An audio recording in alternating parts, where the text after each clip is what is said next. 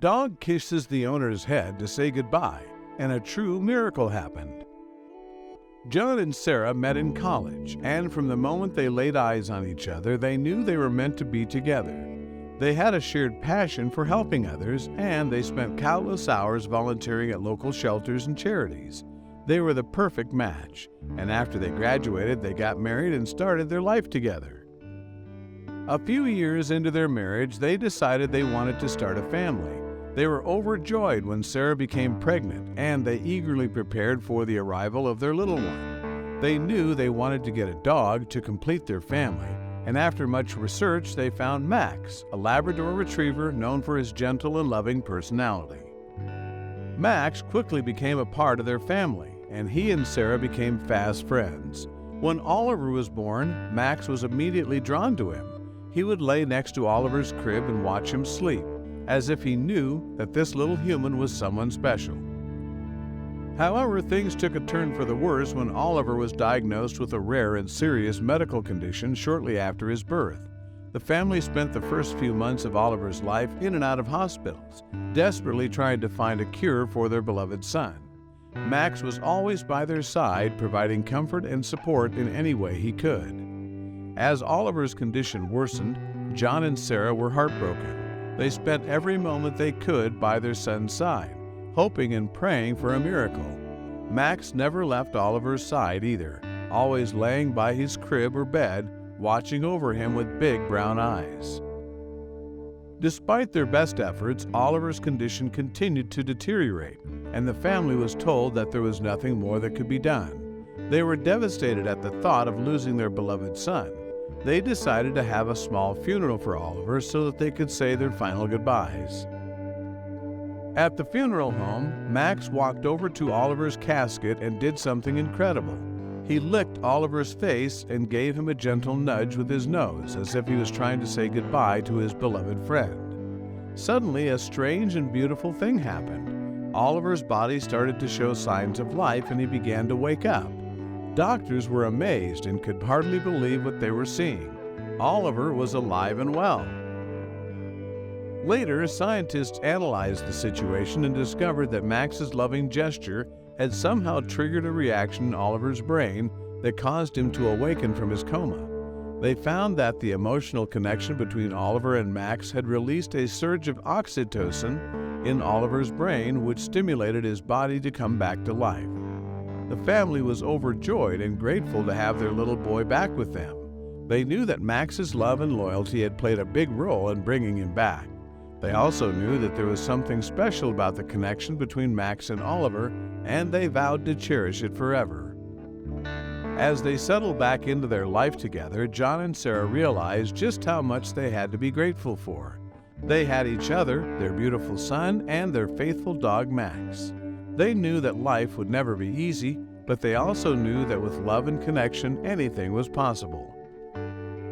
Over the years, Oliver's condition improved, but he still struggled with health issues. Max remained by his side through it all, always there to provide comfort and support. Despite his struggles, Oliver was determined to make the most of his life, and he never lost sight of the power of love and connection. As he grew older, Oliver became a passionate advocate for the connection between humans and animals. He dedicated his life to studying the relationship between pets and their owners, and he worked tirelessly to help others find comfort and healing through their furry friends. John and Sarah were proud of the man their son had become, and they knew that Max had played a big role in shaping his life. They often reminisced about the day that Max brought Oliver back to life and knew that their family had been blessed with a miracle. They continued to cherish the bond between Max and Oliver, and they knew that their love had the power to overcome any obstacle. As they looked back on their journey, John and Sarah realized that their love for each other and their shared love for animals had been the foundation of their family's strength. They were grateful for the challenges they had faced, as it had made them appreciate the precious moments they had together even more. Years went by, and Max grew old and eventually passed away, but his spirit remained alive in their hearts. Oliver went on to become a renowned animal behaviorist, and his work helped countless people and pets around the world.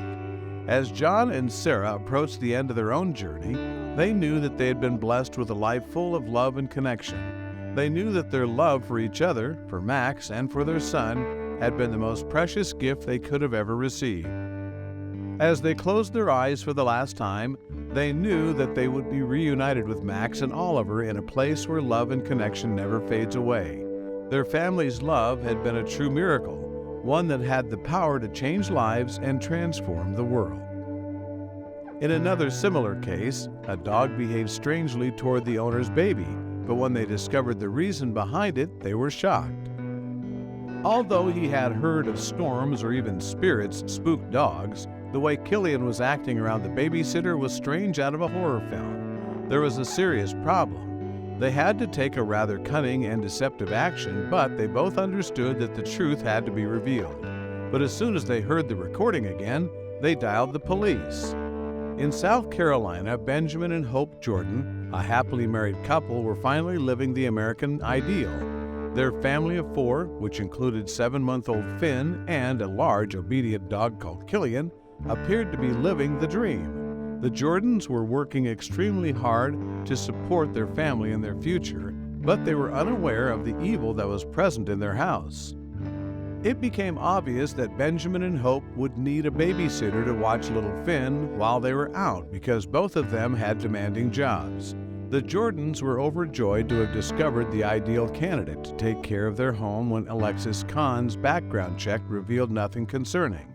If only they'd heard the low growling noise she made each time she entered the home. The couple's emotions melted when they saw Killian interact with Finn because he was the kindest, calmest dog they had ever known.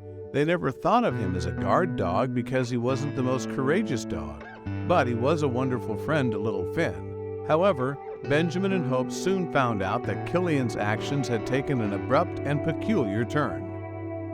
One evening, their babysitter warned Benjamin that she would pack up and depart if he didn't get this dog under control. She related how as soon as they left, he watched her and started snarling and barking. She claims that the dog would frequently stand directly in front of her as she tried to tend to the infant.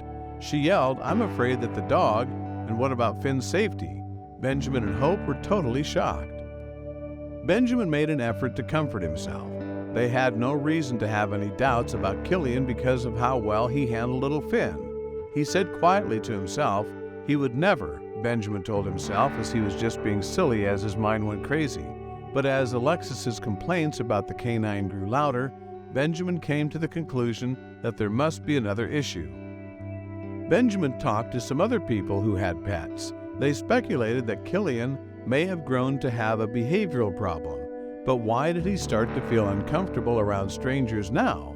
Was their infant making him envious? Finn didn't appear to be complaining at all. In fact, he was usually acting very subdued these days. What exactly weren't Benjamin and Hope seeing? The following months saw only a worsening of Killian's conduct. The 22-year-old babysitter claimed that she was unable to move for fear of enticing the canine to attack her. The longtime pet owners considered doing something they never imagined they'd have to do because they had no way to observe the behavior for themselves, and Alexis was whining that she couldn't do her job. Benjamin had contemplated keeping Killian fenced in the house while Alexis was home out of fear of having to go through the drawn-out and expensive process of hiring another babysitter. But this was in no way a workable option. When he voiced his worries to his wife, Hope suddenly had the thought that perhaps Killian was attempting to warn them of something if he was acting so irrationally around Alexis. Hope realized something wasn't adding up the more she considered Killian's peculiar behavior. He had never previously displayed any indications of aggression before she and Benjamin adopted him as a puppy. He'd been well socialized and had always shown infant Finn nothing but love and protection. Alexis might therefore be dishonest. To try and shed some light on the situation, Hope proposed that they conceal an iPhone under the couch, because in the end, they never saw Killian as a threat, and they trusted him with their kid. However, Benjamin had a superior thought that would help the worried parents figure out what was really going on in their house. A small hearing aid was designed and constructed by Benjamin. The following morning, Hope delicately sewed it to Killian's collar just below his hair. They would be able to clearly hear what was happening thanks to this.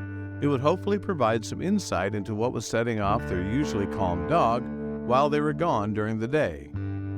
According to Benjamin's statement, the recording started with cussing. It only grew worse, too. The snarling grew louder, and the couple could hear Alexis screaming at Killian to get out.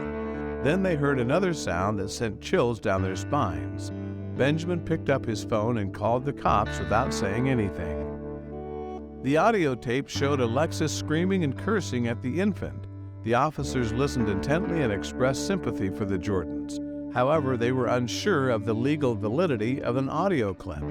Then Benjamin played them a different segment of the recording that gave them shivers. Is this really the person they had put their son's care in? Through his tears, Benjamin said, "I just wanted to reach through the audio, go back in time, and just take him up." They had to take action to stop it now that they were aware of what had been happening every time they exited the house. Alexis earned everything that Benjamin and Hope made sure she received. However, the authorities were still concerned that the audio might not be sufficient to bring charges against Alexis. There was only one thing Benjamin and Hope could do to stop the aggressive woman from doing this to another kid, despite their best efforts to make their case. Alexis was fast to confess when a detective from Charleston City Police made the charge. She was made to sign a register and given a jail term of 1 to 3 years.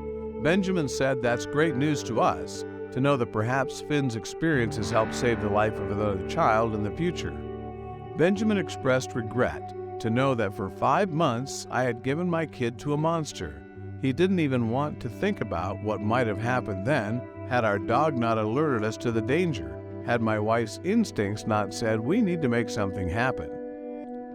Killian certainly proved himself to the Jordan family. After the incident, local newspapers published the story, and it wasn't long before Killian was hailed a hero, and he even made a few celebrity appearances. What a good dog!